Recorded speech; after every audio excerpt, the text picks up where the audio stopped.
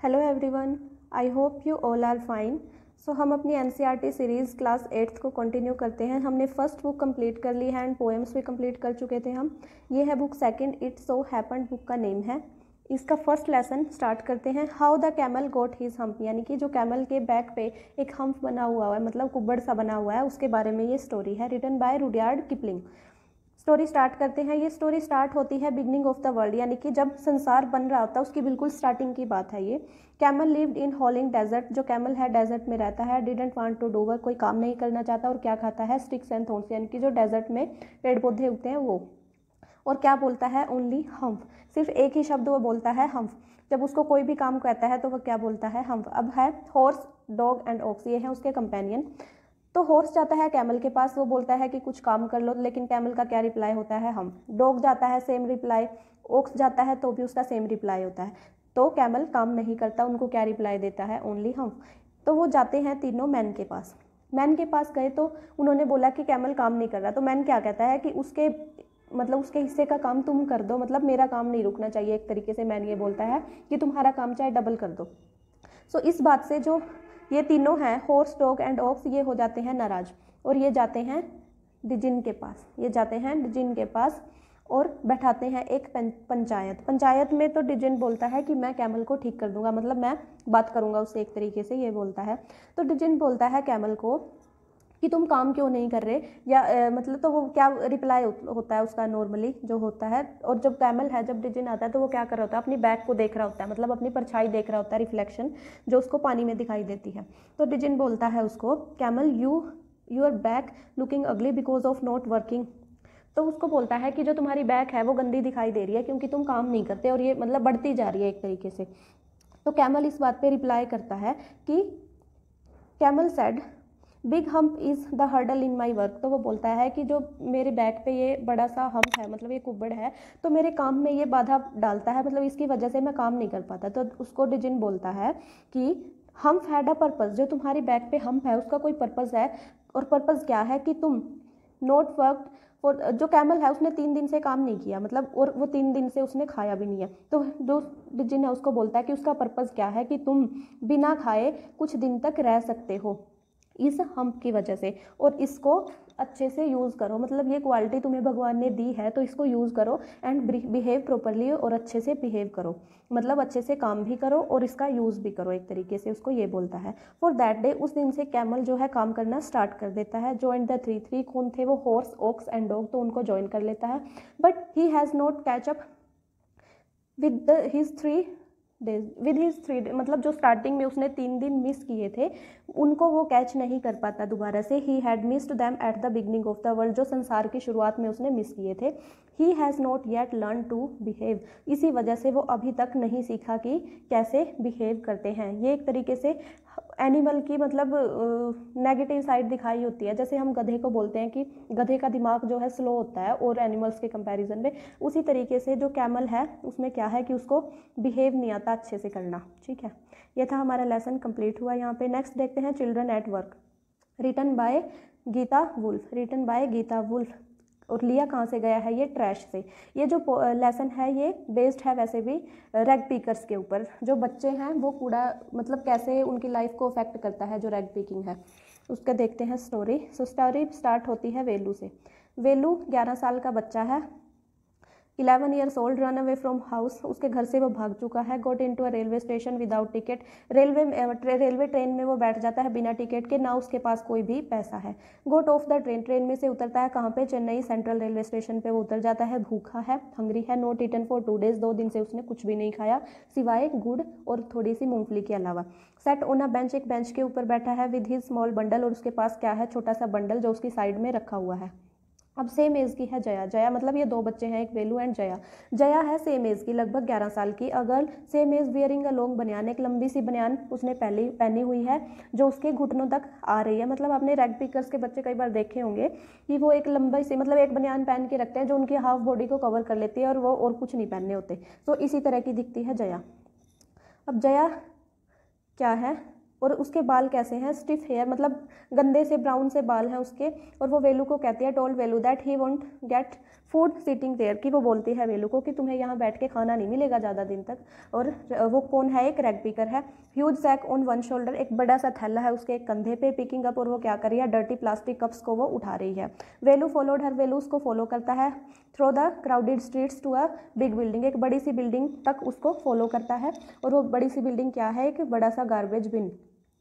सो वेलू और वो स्टॉप करते हैं, मतलब रुकते हैं, जैसे बहुत सा लंबा रास्ता वो तय करते हैं, बीच में बहुत सी चीज़ें आती हैं, ट्रैफिक वगैरह, रोड, तो इन सब की आदत है किसको, जया को। लेकिन जो वेलू है वो थोड़ा सा घबरा जाता है इनसे, लेकिन जया उसको अच्छे से लेके जाती है। और एक बड़ी सी बिल्डिंग आती है, उसके ऊपर लिखा होता है श्री राजा राजेश्वरी प्रसन्ना कल्याण मंडपम।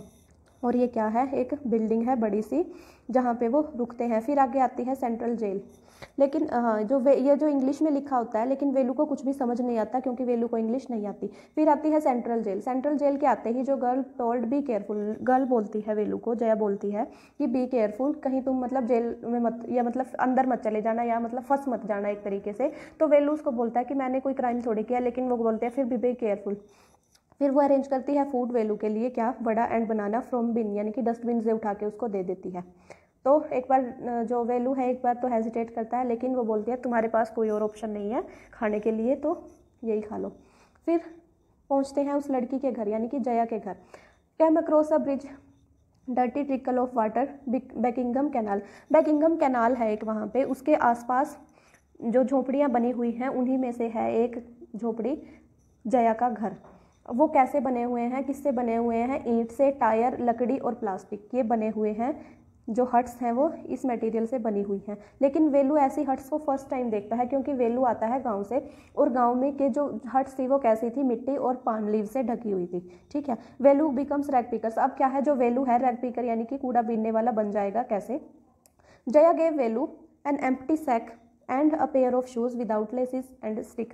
तो जो जया है वो अपनी झोपड़ी में से वेलू को देती है एक डंडी, एक खाली झोला उसको उठा के देती है, और एक शूज़ देती है, मतलब अ पेयर ऑफ शूज़ देती है जिसमें लेसिस नहीं है। ठीक है, children like her collected paper, plastic and glass. और जो उन तरह के बच्चे होते हैं, मतलब रैग पिकर्स के जो बच्चे होते हैं वो क्या कलेक्ट करते हैं, paper, plastic and glass, and sell them to Jaggu of Jamnagar. Jaggu जो है जामनगर का, जाम बाजार का जग्गू है, उसको वो सेल कर देते हैं, जो वो इकट्ठा कर देते हैं, और जग्गू जो है वो बड़ी फैक्ट्रीज में उसको सेल कर देता है।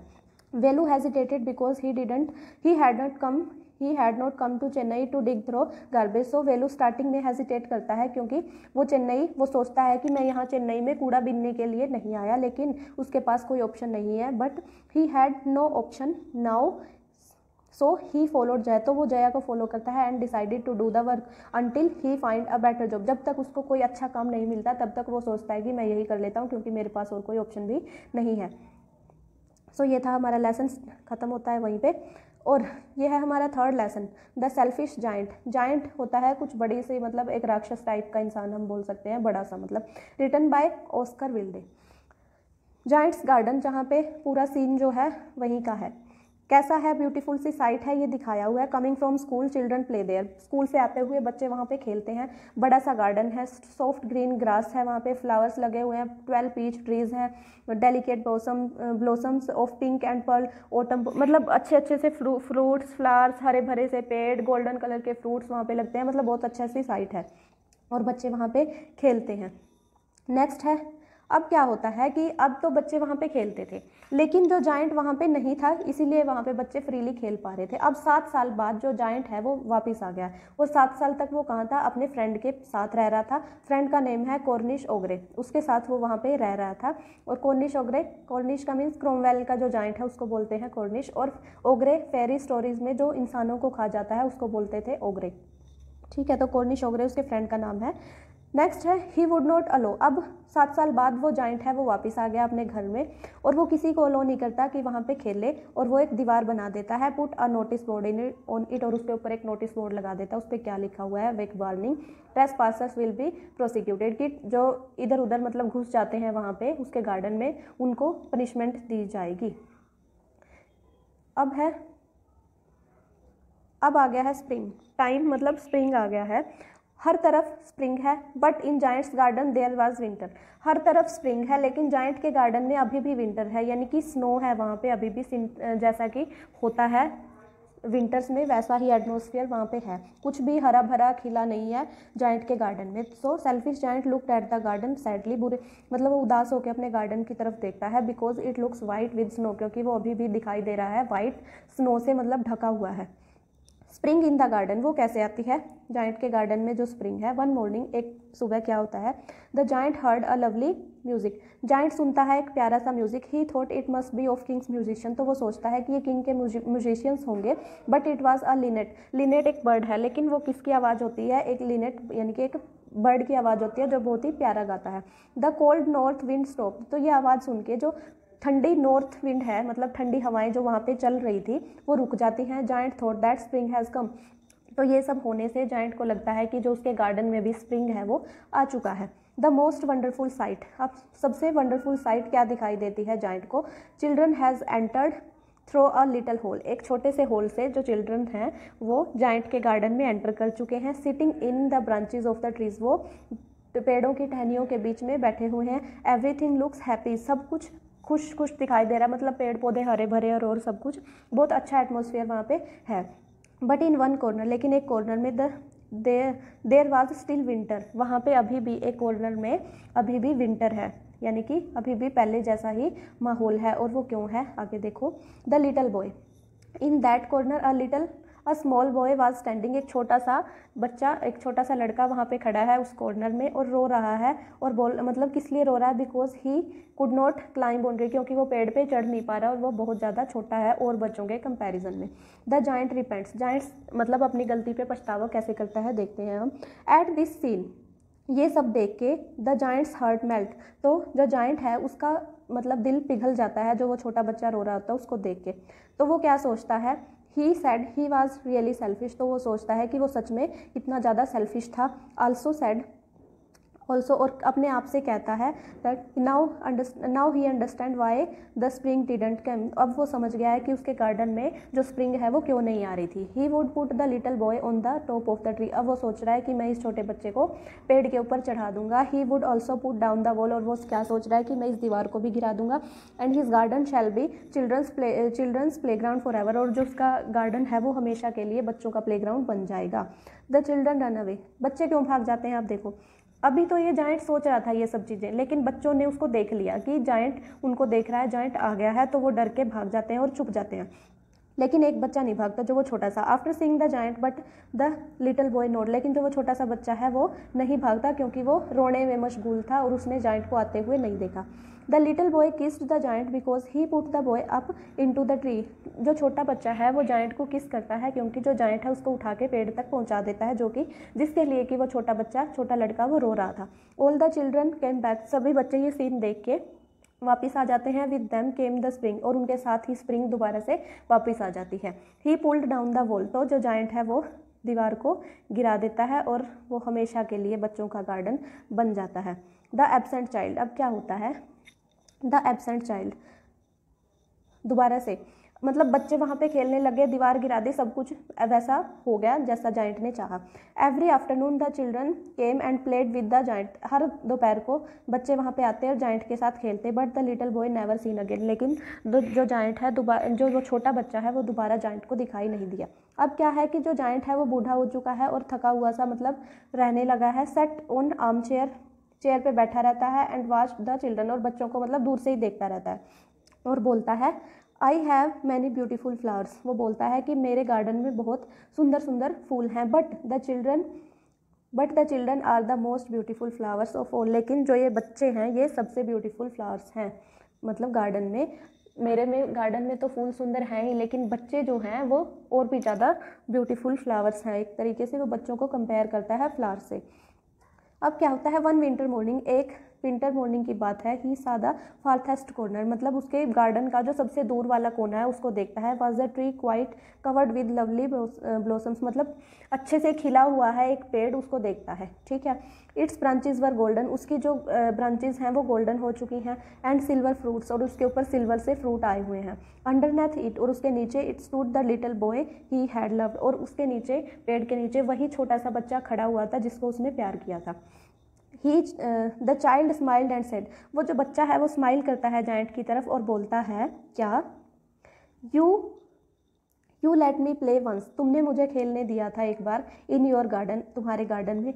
Today you shall come with me, और आज तुम्हें मेरे साथ आना होगा, टू माई गार्डन, और मेरे गार्डन में, विच इज़ पैराडाइज, जो क्या है पैराडाइज यानी कि हेवन, ठीक है। तो एक तरीके से जो छोटा बच्चा था वो कौन है, एंजल, ठीक है, वो कौन है, एंजल, जो भेजी गई है गॉड के द्वारा। और अब वो किस लिए आए हैं, पहले सबक सिखाने के लिए आए थे कि गॉड क्या कर सकते हैं क्या नहीं, कि मतलब तुम सेल्फिश, उसके सेल्फिश जो था जायंट उसको दूर करने के लिए, उसके सेल्फिश नेचर को ठीक करने के लिए आए थे। अब वो बूढ़ा हो गया तो उसको लेने के लिए यानी आते हैं कौन, एंजल, वो same boy. The giant found dead, तो जायंट है वो मरा हुआ पाया जाता है। ये था हमारा लेसन जो यहाँ पे एंड हो जाता है। नेक्स्ट देखते हैं lesson number 4, the treasure with in. Treasure with in क्या है, एक तरीके का इंटरव्यू है, ठीक है। और लिया किसने है, मिस बेला राजा, मिस बेला राजा। एडिटर मिस नहीं है ये, MS, मतलब जो किसी एक तरीके से कंपनी के आगे हम लगा देते हैं, ठीक है, MS बेला राजा, एडिटर कौन से न्यूज़पेपर के, स्पर्श न्यूज़पेपर के। और ये इंटरव्यू हुआ कहाँ था, द वैली स्कूल बेंगलुरु में। अब देखो ये इंटरव्यू किसका है, मिस्टर हफीज़ कॉन्ट्रैक्टर का ये इंटरव्यू है। ध्यान रखना जो क्या है, इंडिया के लीडिंग आर्किटेक्ट, इंडिया के जो नामी आर्किटेक्ट्स हैं उनमें से एक है हफीज़ कॉन्ट्रैक्टर। तो उनके बारे में है कि उनकी लाइफ में कैसे कैसे पढ़ाई वगैरह से उनका इंटरेस्ट और मतलब कैसे वो एक लीडिंग आर्किटेक्ट बने। सो स्टार्ट होती है, वो बताते हैं अपने बारे में। फर्स्ट एंड सेकंड ईयर में वो थे गुड स्टूडेंट। थर्ड ईयर में उनका इंटरेस्ट जो था वो ख़त्म हो गया बिकॉज ऑफ मैथ्स, क्योंकि उनको मैथ्स से लगता था डर, इसलिए उनका पढ़ाई में इंटरेस्ट कम हो गया। इंटरेस्टेड इन, तो पढ़ाई में इंटरेस्ट नहीं रहा तो दूसरी चीज़ में क्या होगा, गेम्स में। और वो क्या करते थे, अपने फ्रेंड्स के साथ मतलब जोक मारते थे एक दूसरे पे और प्रैंक्स खेलते थे। और एग्ज़ाम के टाइम पे क्या करते थे, कॉपी करते थे ड्यूरिंग एग्ज़ाम। और वो अब गेम्स में अच्छे थे तो सीनियर चैम्पियन, क्रिकेट चैम्पियन, ये वो स्कूल टाइम पे रह चुके थे। अब एग्ज़ाम में कॉपी कर लिया, 10th क्लास हो गई उनकी क्लियर, 11th क्लास में पहुंच गए। प्रिंसिपल ने क्या एडवाइस दी उनको, सेड लुक, प्रिंसिपल बोलती हैं लुक हेयर, देखो son, I have been seeing you since day 1, मैं तुम्हें पहले दिन से देख रही हूँ। You are a good student, तुम अच्छे स्टूडेंट हो, बट यू नेवर स्टडी, लेकिन तुम कभी नहीं पढ़ते। I have taken care of you till today, मैंने आज तक तुम्हारी बहुत अच्छे से केयर की, मतलब देख रेख की, तुम पढ़ रहे हो नहीं, मतलब तुम्हारी एजुकेशन से related. Now I can no longer take care of you, अब मैं तुम्हारी केयर नहीं करूँगी। So you have to take care of yourself, तो अपनी चिंता तुम्हें खुद करनी होगी, अपनी केयर तुम्हें खुद करनी होगी। अब ये थी प्रिंसिपल की एडवाइस। तो इसने कैसे अफेक्ट किया है जो हमारे हफीज़ कॉन्ट्रैक्टर हैं उनकी लाइफ को। आफ्टर दैट, इसके बाद क्या होता है, he didn't played any game, उन्होंने कोई गेम नहीं खेला। Got second class 50% in SSC उन्होंने क्वालिफाई किया, 50% सेकंड क्लास उनको मिली। प्रिंसिपल बोलती हैं, principal said son consider yourself as having got a distinction, मतलब तुम्हें एक तरीके से एक डिस्टिंक्शन मिल गया है, मतलब एक तरीके से मौका समझो अपने आप को मिल गया है, या जो तुम पाना चाहते थे वो मिल गया है। अब है Hafeez contractor, remember books. Hafeez contractor बताते हैं अपने बारे में कि वो बुक्स को माइंड में नहीं याद रखते थे बल्कि फ़ोटोग्राफ से याद रखते थे। कैसे याद रखते थे, फ़ोटोग्राफ से। डिस्ट्रैक्शन क्या थी उनकी, गेम्स। डिस्ट्रैक्शन क्या थी, खेलना। प्लेड 1 आवर चोर पुलिस, एक दिन तो वो बताते हैं कि मैं 1 घंटे तक चोर पुलिस खेला।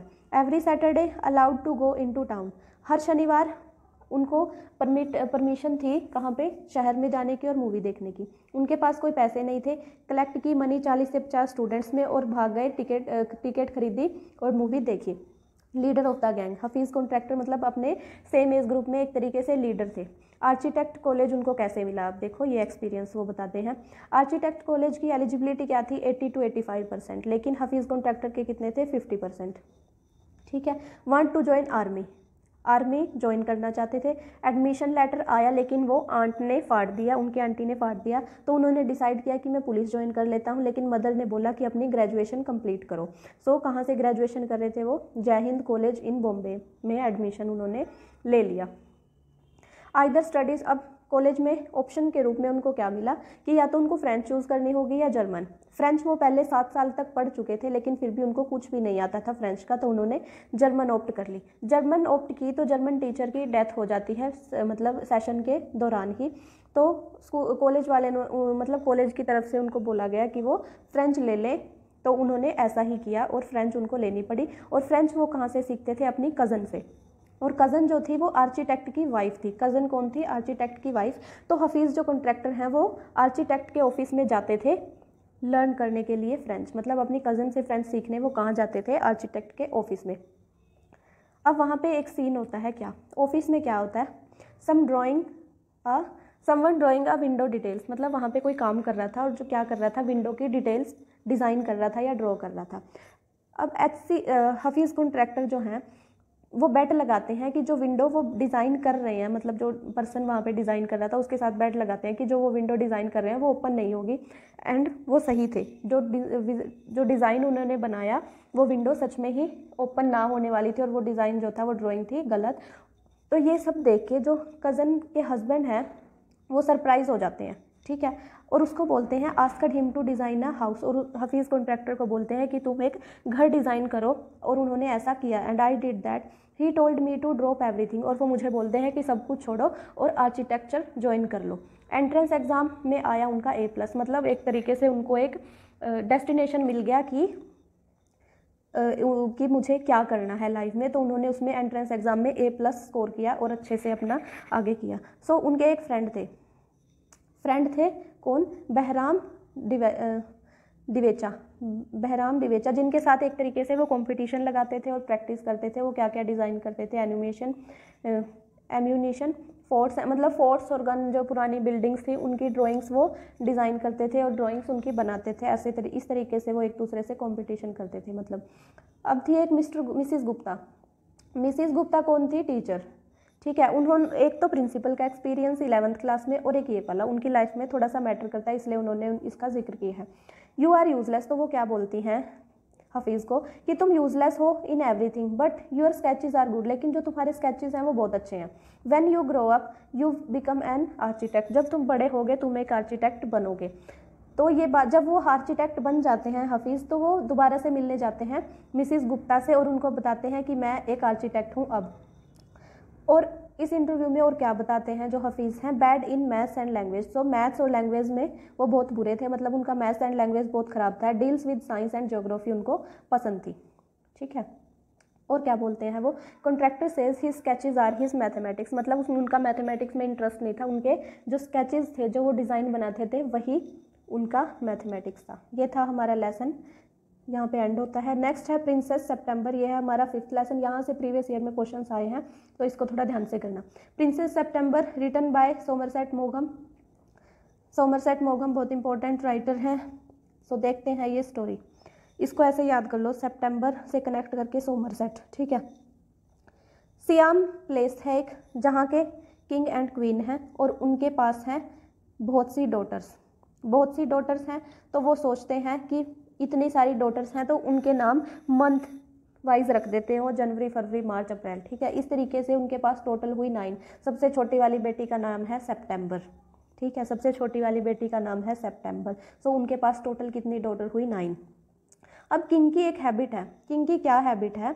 Instead of receiving gifts on his birthday he gave them, मतलब वैसे नॉर्मली क्या होता है कि बर्थडे पे हमें दूसरे लोग गिफ्ट देते हैं, लेकिन किंग की क्या हैबिट है कि वो दूसरों को गिफ्ट देता है बजाय कि खुद लेने के। 1 ईयर एक साल क्या होता है कि gifted his daughters each with a green parrot in a golden case, सुनहरे पिंजरे में एक ग्रीन कलर का पैरेट वो हर डॉटर को देता है, मतलब 9 डॉटर्स को वो एक एक पैरेट देता है और एक एक केस देता है गोल्डन कलर का। पैरेट्स क्या बोलते हैं? कुछ बोलते हैं गॉड सेव द किंग, कुछ बोलते हैं प्रीटी पोली, और कुछ बोलते हैं कि गॉड सेव द किंग, और वो अलग अलग लैंग्वेज में प्रीटी पोली यानी कि 7 लैंग्वेज में बोल सकते हैं। ये है उनकी क्वालिटीज़। अब है क्या, देखो जो सितंबर है उसका जो तोता मतलब उसका जो पैरेट है वो मर जाता है। Princess September found her parrot dead in morning. एक दिन प्रिंसेस सितंबर को जो अपना तोता है वो मरा हुआ मिलता है और वो बहुत उदास है। तो जो मेड सर्वेंट है वो बताती है क्वीन को कि जो सितंबर है वो बहुत उदास है। तो क्वीन उसको बोलती है कि उसे चुप करवाओ और सुला दो। तो मेड सर्वेंट को जाना था पार्टी में, इसलिए वो उसको जल्दी से सुला के चली जाती है और अपनी पार्टी अटेंड करती है। So did everything quickly, so वो सब कुछ फटाफट करती है। And September slept without food, so बिना खाना खाए ही सितंबर जो है वो सो जाती है। प्रिंसेस सा अ लिटिल बर्ड, थोड़ी देर बाद क्या होता है, जो प्रिंसेस है उसको एक छोटा सा बर्ड दिखाई देता है। प्रिंसेस सा अ लिटिल बर्ड का नेम क्या है, होप, मतलब होप एक बर्ड है जो वो उसको दिखाई देता है। और वो कहाँ से आता है, विंडो में से आता है और उसके रूम में एंटर कर जाता है। It sings about Kings garden, और वो गाता कैसा है, बहुत ज़्यादा ब्यूटीफुल सॉन्ग वो सुनाता है और अलग अलग तरीके के सॉन्ग सुनाता है। वो गा रहा होता है गार्डन के बारे में, द गोल्डन फिश के बारे में एंड द विलो ट्रीज के बारे में वो गाना गाता है। इट गेव हर अ बो, मतलब एक तरीके से वो उसको बोलता है, वो मतलब अपना सिर झुका के ऐसे बोल सकते हैं हम कि मतलब उसके आगे झुकता है और वो बोलता है प्रिंसेस को, would you care to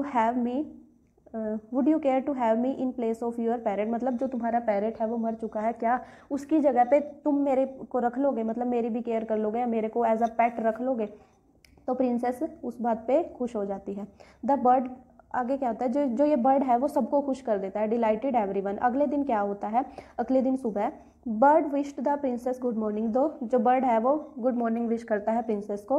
princess offer food and, तो उसको वो जो प्रिंसेस है वो अच्छे से खाना खिलाती है, अपने हाथों से उसको नहलाती है, मतलब अच्छे से उसकी केयर करती है। अब जो 8 सिस्टर्स हैं उनसे मिलवाती है उनको, और वो हर सिस्टर के लिए अलग अलग गाना गाता है। इससे वो सब बहुत ही ज़्यादा सरप्राइज हो जाते हैं। King and queen were surprised and delighted to see the bird, ये सब देख के, उस बर्ड को देख के वो सब बहुत सरप्राइज होते हैं और बहुत खुश भी होते हैं। King praised the bird, king जो है उस बर्ड की तारीफ करता है and say by saying that it sang much better than the parrots, तो किंग क्या बोलता है उसकी तारीफ करते हुए कि ये उन पैरेट से ज़्यादा अच्छा गाता है। और क्योंकि जो किंग है वो थक चुका था उनकी बार बार सेम बात सुन के, so also said he got tired of parrots saying pretty Polly, मतलब प्रिटी पोली बोल सुन के वो थक चुका था। They remind him of his counsellors, क्योंकि वो उसको बार बार एक ही बात बोलना, तो वो उसको उसके मंत्रियों की याद दिलाता था, इसलिए वो उनकी बातें सुन के थक चुका था। अदर प्रिंसेसेस गॉट जेलस, अब एक प्रिंसेस सितंबर के पास ही है वो बर्ड, ठीक है, तो अदर जो प्रिंसेसेस होती हैं वो जेलस फील करती हैं सितंबर से, और वो क्या करती हैं, देवर सॉरी फॉर दैट, वो जाती हैं सितंबर के पास और बोलती हैं कि हाँ भाई तुम्हारे साथ, मतलब दुख व्यक्त करती हैं कि हाँ तुम्हारे साथ बहुत बुरा हुआ, हम क्या करेंगे, हम अपनी पॉकेट मनी इकट्ठा करेंगे और तुम्हारे लिए एक पैरेट बाय करेंगे। सितंबर बोलती है थैंक यू, लेकिन अब मेरे पास एज अ पेट एक पेट बर्ड है विच सेंग द मोस्ट चार्मिंग, जो बहुत अच्छा गाना गाता है। शी डिडेंट, और मुझे समझ नहीं आ रहा कि भाई मैं अब पैरेट का क्या करूं, क्योंकि मेरे पास तो एक पेट है, अब तो मुझे ज़रूरत नहीं है। लेकिन ऑल द प्रिंसेस इंसिस्टेड, अब जो प्रिंसेस होती हैं वो क्या करती हैं, इंसिस्ट करती हैं कि ये तो तुमसे दूर भाग जाएगा, मतलब जो बर्ड है ये तुमसे दूर भाग जाएगा एक दिन, तो तुम इसको पिंजरे में बंद करके रखो अपने पास। तो जो प्रिंसेस है उसके जो सितंबर है उनकी बात मान लेती है। The bird came and said my father, तो जो बर्ड है वो आता है कि मेरे फादर इन लॉ ने एक पार्टी थ्रो की है और मुझे आज जाना है, वो चाहते हैं कि मैं उनके साथ स्टे करूं, लेकिन जो September put him in a cage, लेकिन जो सितंबर होती है वो उसको पिंजरे में बंद कर देती है और बोलती है that her mamma's cat are there, की जो उसकी मम्मी की कैट्स है यहाँ पे घूम रही हैं और वो उसको खा जाएंगी।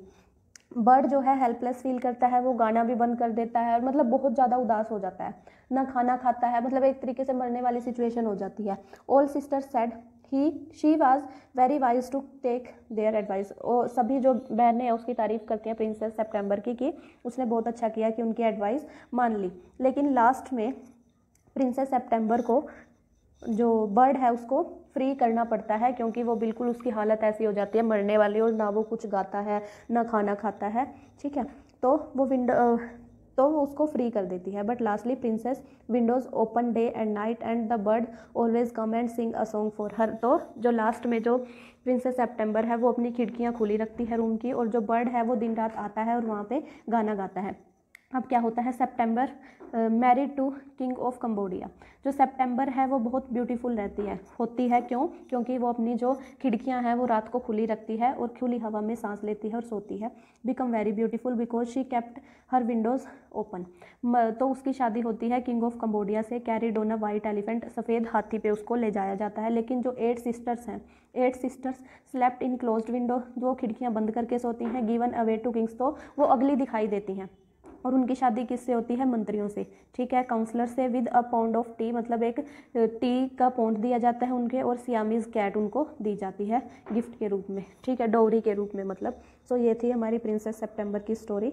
ये लेसन यहाँ पे एंड होता है। नेक्स्ट देखते हैं lesson 6, the fight. The fight is written by Ruskin Bond. इसमें क्या होता है, एक लड़का होता है रंजी, जो आया है राजपुर कुछ ही दिन पहले। राजपुर एक सेमी हिल स्टेशन है, मतलब थोड़ा सा हाफ सा बोल सकते हैं हम हिल स्टेशन, और वैसे एक नॉर्मल एरिया, ठीक है। वेरी हॉट आउटसाइड, बाहर बहुत गर्मी है। He discovered a pool in the forest. So उसको ऐसे गली में ही मतलब थोड़ा घूमते हुए हिल स्टेशन पे, तो उसको एक पूल मिलता है। नेवर ड्राइड अप, जो कभी भी सूखता नहीं है। सूखता क्यों नहीं है? क्योंकि पहाड़े से जो नदियाँ, मतलब थोड़ा सा पानी वहाँ से आ जाता है। सर्दियों में थोड़ा कम आता है, लेकिन गर्मियों में थोड़ा ज़्यादा आता है, क्योंकि बर्फ़ जो है वो मेल्ट होकर आती रहती है, ठीक है। तो इसलिए वो कभी भी ड्राई अप नहीं होता। Look like the pool of Rajputana desert. Rajputana desert, जो ये रंजी है ये राजपूत है, ठीक है, राजस्थान से बिलोंग करता है। तो उसको ये पूल ऐसे लगता है कि ये राजपूताना डेजर्ट के पूल की तरह ही है। रंजी न्यू स्विमिंग, रंजी को स्विमिंग बहुत अच्छे से आती है। His body was free of fat, उसकी बॉडी जो है बहुत पतला है वो देखने में, तो वो मतलब उसको अच्छे से सनलाइट में, उसको सनलाइट होता है, मतलब सनलाइट जो पड़ रही होती है बॉडी के ऊपर, वो उसमें पानी में अच्छे से वो दिखाई देता है कि उसकी बॉडी बिल्कुल पतली सी है। नेक्स्ट है दूसरा बॉय जिसके साथ उसकी फाइट होती है, अनदर बॉय, उसका नेम है Suraj. Older, thickest, taller than Ranji, मतलब रंजी से वो हर चीज़ में बेटर है, ठीक है। लुक वाइज भी उसकी बॉडी पे थोड़ा सा फैट भी है, और वो गुड फैट है। हमें एंड में ये पता लगता है, लेकिन मैं आपको पहले ही बता देती हूँ, जो सूरज है वो एक पहलवान है, ठीक है। द नेक्स्ट डे रंजी को मिलता है क्या? कूल। अगले दिन वो फिर से आता है। Ranji came and enjoyed a lot in the coolness of water. दोबारा अगले दिन फिर से आता है रंजी और बहुत एंजॉय करता है पानी में। ही noticed a boy staring at him in a hostile में, मतलब कुछ अजीब तरीके से उसको एक लड़का देख रहा है, ये उसको नोटिस में आ जाता है रंजी को। He stood on the edge of the pool, तो वो पूल की एज पे, मतलब किनारे पे खड़ा होता है। ही सीम्ड वेटिंग फॉर रंजी, वो रंजी के लिए वेट कर रहा होता है लड़का एक तरीके से। To explain his presence here, मतलब कि जो रंजी है उसको एक्सप्लेन करेगा कि वो यहाँ पे क्यों है, ठीक है। अब क्या होता है, रंजी और उनके बीच में ये फाइट है एक तरीके से, आपको इतना याद करने की जरूरत नहीं है, बस मैंने वैसे ही लिख दिया आपको समझाने के लिए। तो रंजी बोलता है कि मैं वॉरियर हूँ, वो बोलता है कि मैं फाइटर हूँ, ठीक है। तो एक दूसरे को थप्पड़ चट्टू मारते हैं ये, तो पानी में इनकी लड़ाई हो जाती है। Even in water they fight. Left fight challenge for tomorrow, मतलब वो फाइट इतना लड़ लुड़ के थोड़ा बहुत फिर छोड़ देते हैं और बोलते हैं कल देखेंगे, मतलब फाइट को कल कंटिन्यू करेंगे। एट होम, जब वो वापस आ जाते हैं घर, Ranji could not hide his injuries. Ranji जो है अपनी जो फेस पे चोटें लगी हैं उनको हाइड नहीं कर पाता, और उसकी मम्मी उसको बोलती है कि तुम रेस्ट करो। तो वो दिन में रेस्ट करता है और शाम को चला जाता है बाहर। Able to slip out to the bazaar, तो बाजार में चला जाता है, वहाँ पे खाता है लेमनेड एंड जलेबीज, फिनिश करता है। उसको वहाँ पे वही लड़का दिखाई देता है, सूरज जो है वो पंजाबी बॉय है और पहलवान है, ठीक है। तो उसको वो दिखाई देता है बहुत स्कोल्डेड, तो वो एक दूसरे की तरफ देखते हैं ऐसे, मतलब गुस्से से में, और अपने एक दूसरे को देख देख के ही घूरते हुए याद दिलाते हैं कि कल हमारी फाइट है। अगले दिन क्या होता है, नेक्स्ट डे सीइंग रंजी को देख के the boy shouted a challenge, तो रंजी को देख के बॉय है जो वो बोलता है चैलेंज के बारे में। And asked Ranji to come to his side, तो वो रंजी और वो एक दूसरे की अपोजिट साइड है, और वो लड़का रंजी को बोलता है कि आओ और लड़ो मेरे साथ। तो Ranji asked him to come to his side, so Ranji बोलता है कि तुम आओ मेरी साइड, मतलब तुम दलेर हो तो आओ मेरी साइड। बॉय रिडिक्यूल्ड, वो वहाँ पे लड़के का मजाक उड़ जाता है क्या रंजी, तो रंजी जो लड़का है वो रिडिक्यूल्ड मतलब मजाक उड़ाता है और बोलता है रंजी को, Ranji could not swim the length of the pool. तो रंजी जो सूरज है उस मतलब रंजी की बॉडी को देख के बोलता है कि ये तो ऐसे ही पतला सा है और इसको ना स्विमिंग आती ना कुछ, तो उसका मजाक उड़ाते हुए बोलता है कि तुम तो इसको स्विम ही नहीं कर पाओगे, मतलब इधर आने के लिए इतना स्विम ही नहीं कर पाओगे तुम। लेकिन ऐसा नहीं है।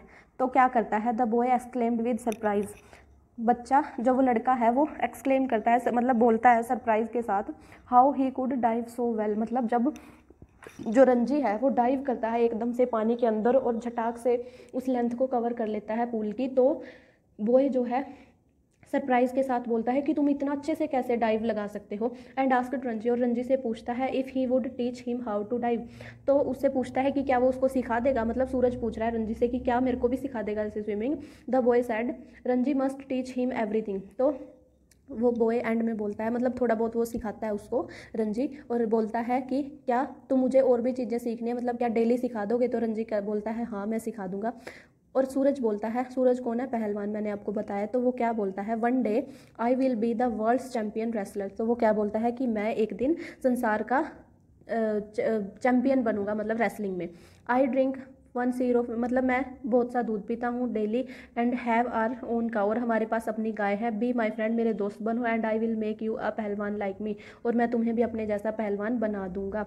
बॉय सैड, सूरज और क्या बोलता है, इट इज़ आर पूल, मतलब ये अब हम दोनों का पूल है।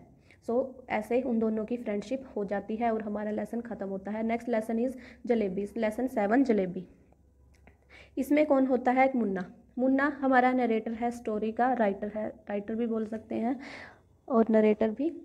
5th क्लास में है जब स्टोरी स्टार्ट होती है। गवर्नमेंट स्कूल कम्बेलपुर, ठीक है। Going to school with 4 rupees in his pocket to pay his fees. इनको क्या है, मुन्ना को स्कॉलरशिप मिली हुई है स्कूल की तरफ से, तो वो आने में थोड़ा देरी हो जाती है, लेकिन स्कूल की तरफ से उनको बोला जाता है कि अपनी फ़ीस पे करो। तो जो मुन्ना है वो फ़ीस लेके जा रहा है, फ़ीस कितनी है, 4 रुपये उस टाइम के अकॉर्डिंग, ठीक है, 4 रुपये उसकी पॉकेट में है और वो फ़ीस लेके अपना स्कूल जा रहा है। टीचर कौन है, मास्टर गुलाम मोहम्मद। गुलाम मोहम्मद उस दिन लीव पे हैं, यानी कि गुलाम मोहम्मद को ही फ़ीस कलेक्ट करनी थी और वो उस दिन लीव पे हैं, सो फीस जो है वो पे नहीं हुई। रास्ते में आते हुए जलेबीज़ ने टेम्प्टेड हिम, जलेबीज़ ने उसको ललचाया, किसको, मुन्ना को। कॉइन स्पोक्स, जो सिक्के हैं वो बोलते हैं what are you thinking about, मतलब उसको वैसे ही एक तरीके से भ्रम होता है कि सिक्के बोल रहे हैं कि खा लो, मतलब खरीद लो जलेबी हमसे और हमारा यूज़ कर लो। What are you thinking of, तो उसको बोलते हैं कि तुम क्या सोच रहे हो। Drew him attention to the fresh hot jalebis, और उसकी अटेंशन किन की तरफ जाती है, जो ताज़ा जलेबी बनी हुई हैं उनकी तरफ। Not allowed, not followed advice, तो because the money was fees, तो वो फॉलो नहीं करता उन सिक्कों की एडवाइस की, क्योंकि उसको पता है कि जो पैसे हैं वो फीस के लिए हैं। रुपयाज बिहेवियर, अब रुपयों का क्या बिहेवियर है, मेक लाउड नॉइस, और वो ज़ोर ज़ोर से आवाज़ करते हैं। The passengers by stared at him, जितनी इतनी आवाज़ करते हैं कि जो आसपास पैसेंजर्स हैं वो भी देखने लग जाते हैं सरप्राइज के साथ। So he hold them tight in fist, so वो मुट्ठी में कस के उनको टाइटली पकड़ लेता है। नाउ कॉइन्स आर साइलेंट, अब जो कॉइन है वो साइलेंट है। टेम्पटेशन, यानी कि ललचाना, कैसे लालच। Told halwai to give him a rupees, अब टेम्प मतलब वो अपने आप को बहुत रोकता है, लेकिन फिर भी जो उसकी टेम्पटेशन है उसके ऊपर हावी हो जाती है और वो हलवाई को बोलता है कि 1 रुपये की जलेबी दे दो, वर्थ ऑफ जलेबीज। हलवाई heaped a pile of jalebis on newspaper, मतलब 1 रुपये में बहुत सारी आ जाती थी उस टाइम पे, तो वो क्या करता है, एक तरीके से एक जलेबी उठाता है काफ़ी सारी और एक अखबार में लपेट के उसको दे देता है। He took jalebis and ran into a street, तो वो जलेबीज उठाता है और गली में भाग जाता है और बहुत सारी जलेबी खाता है, मतलब खूब पेट भर के जलेबी खाता है। और जो बची हुई है उनका क्या करता है, आसपास के जो पड़ोसी बच्चे हैं, नेबरहुड बॉयज़, उनको दे देता है। अब क्या होता है कि ये सुन के, जैसे कि हम भंडारा वगैरह लगाते हैं नॉर्मली, आपने देखा होगा कि एक दूसरे से आगे आगे आगे इन्फॉर्मेशन पहुंचती रहती है कि वहाँ पे भंडारा लगा है, मतलब बच्चे और इकट्ठा होते रहते हैं, तो ऐसा ही होता है मुन्ना के साथ। अब उसने थोड़े से बच्चों को दे दी, अब और बच्चे आए जा रहे हैं, आए जा रहे, तो वो क्या इस तरीके से ना उसके सारे पैसे खत्म हो जाए। वो 1 रुपये की फिर से लेके आता है, फिर 2 रुपये की फिर से लेके आता है, मतलब 4 के 4 रुपये की वो जलेबी बांट देता है वहाँ पे।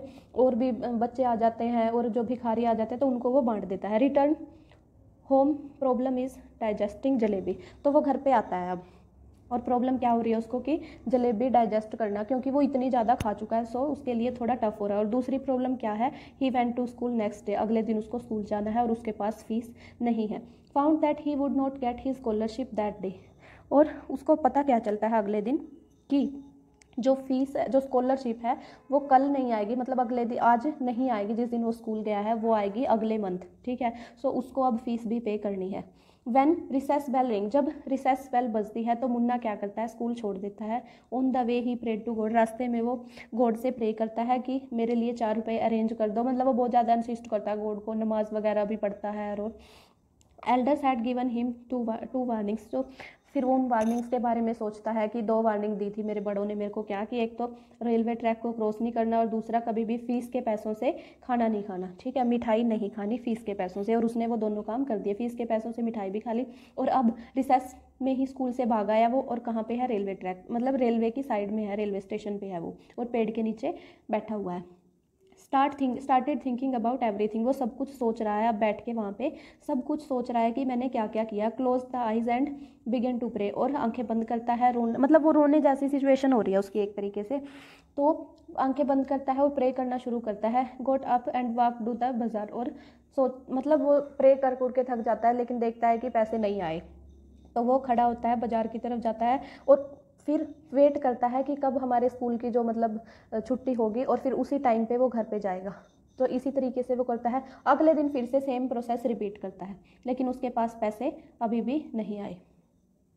अब क्या है? ही केप्ट ऑन थिंकिंग, अब सोच रहा है वो, बार बार वही चीज़ें सोच रहा है। If there could be any harm if God had sent him 4 rupees की, वो सोच रहा है कि अगर भगवान, ये कोई मतलब नुकसान नहीं होगा अगर भगवान उसको 4 रुपये भेज दे तो। बट एट लास्ट, लेकिन लास्ट में उसको क्या रियलाइज़ होता है? If God gave everything for asking man will be no better than birds की, अगर भगवान ऐसे मांगने से सारी चीज़ें दे देगा, उसके माइंड मतलब उसको रियलाइज़ होता है फिर कि मैं ऐसे प्रे कर रहा हूँ और भगवान मुझे दे दे। इसी तरीके से अगर हर चीज़ मांगने पे इंसान को परमात्मा सारी चीज़ें दे दे गॉड, तो वो बर्ड्स हो जाएंगे, मतलब एक तरीके से काम ही नहीं करेंगे, ये समझ लो कि बर्ड से भी अच्छे हो जाएंगे, मतलब फ्री बर्ड, एक तरीके से माइंड से फ्री हो जाएंगे कि वो काम ना काम करेंगे, नहीं कुछ नहीं, उनको फ्री फंड में सब कुछ मिल जाएगा और वो बहुत ज़्यादा खुश हो जाएंगे। मतलब इस तरीके से he will not learn to do anything, और वो ना कुछ करना सीखेंगे अगर उनको सिर्फ कहने से ही मिल जाएगी कोई चीज़। Then this is because he will get everything without efforts,